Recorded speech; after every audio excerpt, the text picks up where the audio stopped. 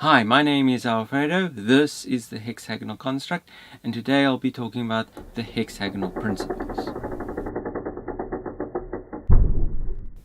The Hexagonal Principles are guidelines. It's a cultural mindset to understand why you're doing something, not necessarily how to do something. These sayings are to reaffirm your actions, either in the construction of the city or in day-to-day life. We use a saying that has three parts. Understanding is key, communication is required, and efficiency is essential. These 3 points each have their own facet that they dive into, but they all depend on each other to make the idea stick. Understanding is key has to do with education, not necessarily just being able to spit out a textbook. It has to do with being able to understand both the world around you and your part in the community or society in general. Also, it has to do with understanding what's real through science and established bodies which make sure that things are true and trustworthy, as to minimize the amount of confusion and to dispel things that would lead people astray.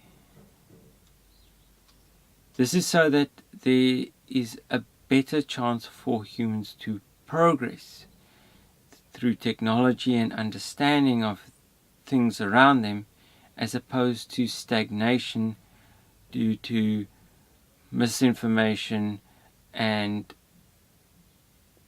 actions done on purely emotional or belief basis.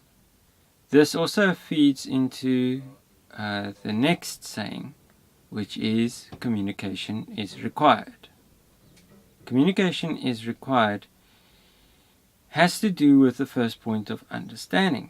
So if there is a breakdown in communication, generally there's also a breakdown in understanding.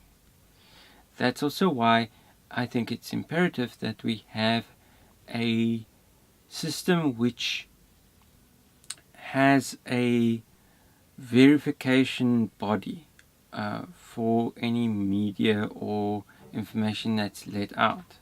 This body could be called the Content Accuracy Index, where you could, for instance, say it's a scale from 0 to 10, 0 being absolutely unreal and 10 being the most real thing. This would extend not only to things like the news or documentaries, but I think even films need to have it. So you'd have somewhere in one of the corners nearly like a PG or a 13 or whatever age restriction. You'd also have an index. Communication is required also extends to how we should communicate with each other. So the more open the dialogue is between two people or two groups or whatever the number of people are, the less confusion there is, so back to understanding, and the more we can be on the same page. This is good for anything from constructing to making sure that resources are allocated correctly to just general day-to-day stuff. This also extends the saying towards our social obligation towards each other.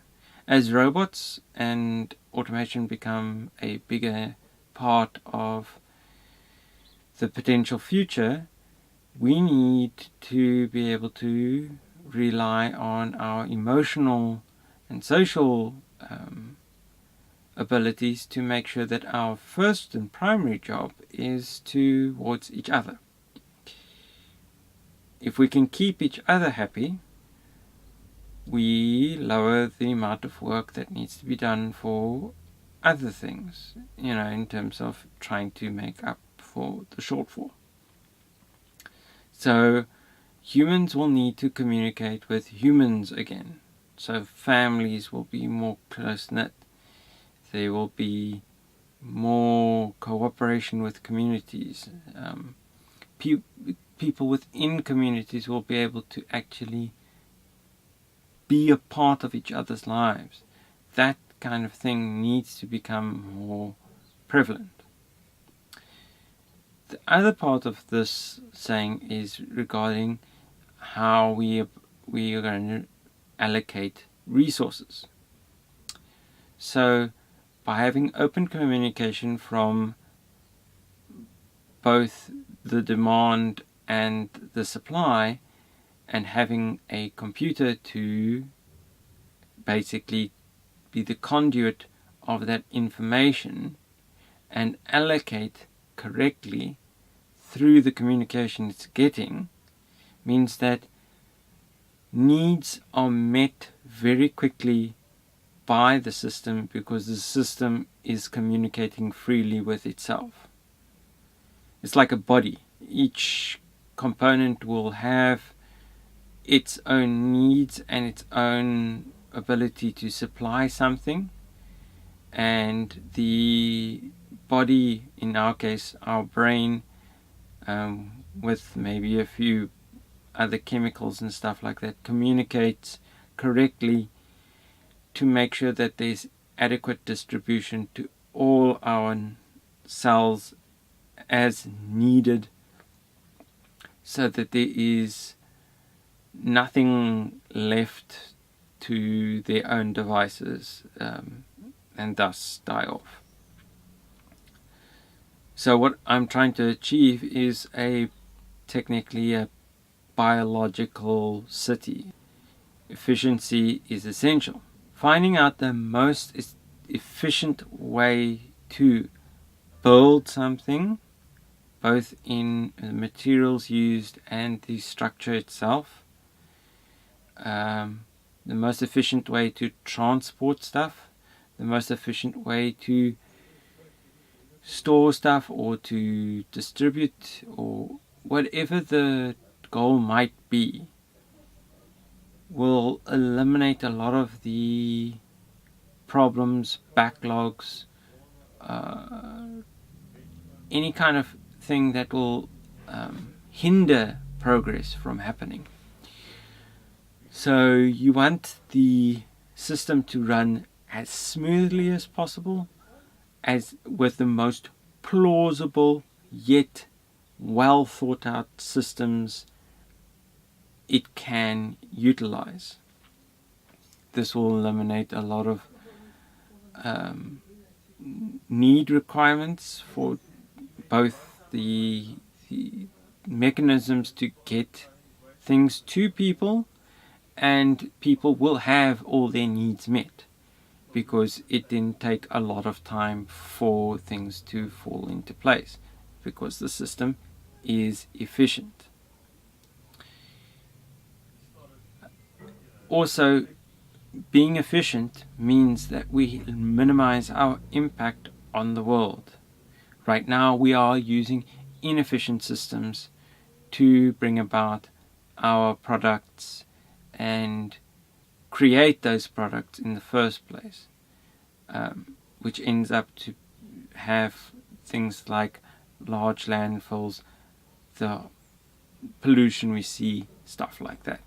There needs to be a rethought to how we go about these processes, so that it is as cyclical and efficient as possible. The last thing that would be a consideration for me is how I sign out. Do whatever you do for the good of the colony. This also speaks to another phrase that I think of, is respect all. If you are part of a community, that's your colony, and you could see how this idea extends that to the colony can be your immediate community, your greater community, your city, potentially the whole human race.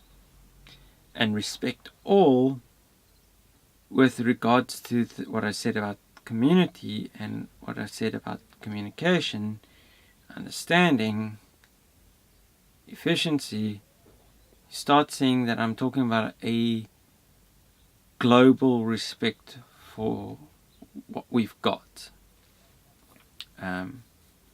So, for example, people tend to put up a wall as soon as they hear something that differs from their upbringing or their culture or whatever their mindset is. And if there was a way to basically communicate without having that, like, I'll speak, you listen, then you speak, I'll listen, we talk, have an open dialogue about things, respect each other's opinions. If there is something that one or both sides can take away from it, and it changes humanity for the better, then that's the way we should move forward. Progress and what is the most realistic or real answer. So you have this whole thing of like, we are in it together, because technically we are in it together. So for the good of the colony also speaks about how I view what humans should do to work together. Now, we've seen time and again that there's been problems with certain government systems, and we'll have a particular problem with some of the things that are coming up. And we need to work as one to really step into the future and make progress. And if we see ourselves as a colony, where if you look at a lot of colonial insects, they do not have a hierarchy. They do what they do for the good of the colony. So, a queen lays eggs. In ants example, I'll use ants example. Queen lays eggs. Nursery ants take care of the nursery. There's there's workers that both bring in food, and then there's ones that tend to the gardens inside of the nest. They are soldier ants. But no ant is a commanding ant. They all do it by pheromones and by what the environment dictates. They do not act out of orders. They act interdependently with the whole colony.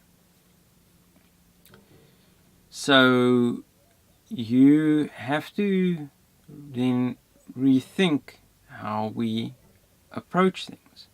And that's why I said about the communication part. If we had a computer that was taking in data and then exporting, listen, we need to do this, then humans could act upon needs as they approach. Obviously, there would be a lot of system work and number crunching and predeterminations and stuff like that. But it's not based off of, say, a monetary opportunity or someone's personal or political agenda. It's working off of real world happenings. And if we had this idea of we are in it together, plus we are working for the colony together, then the colony should overall work better and humanity should progress further. So I'll briefly have touched on my thoughts of the mindset, the culture of the hexagonal construct. And this is just a reminder. Those things are guidelines. They're not solid rules. They are not to be set in stone anyway. These are just ways of getting the thinking of what we are trying to achieve, not how. Please like, as it gives me a good indication of how interested you are. Subscribe and follow to keep up with the latest. If you thought this video was good, you can even share it to spread the idea.